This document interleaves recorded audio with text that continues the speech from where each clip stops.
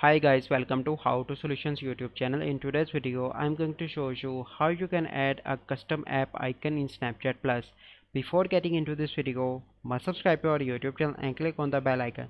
So the first step you need to do is to open Play Store and update your Snapchat and subscribe for the Snapchat Plus.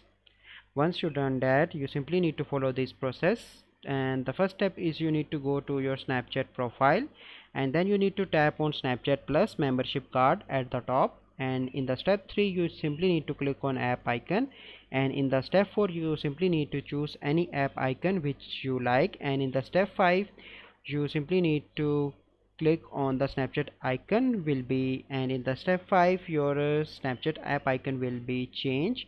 So this is the whole process that you need to follow, and this process you need to, and this option is only available on the iOS currently, and the Snapchat team is working to develop it for the Android, so you need to wait for few days, and it is soon available on the Android as well. So I hope you find this video helpful. If you find this video helpful, must like this video, subscribe to our YouTube channel for future videos. We'll see you in the next video. Thank you, have a good day.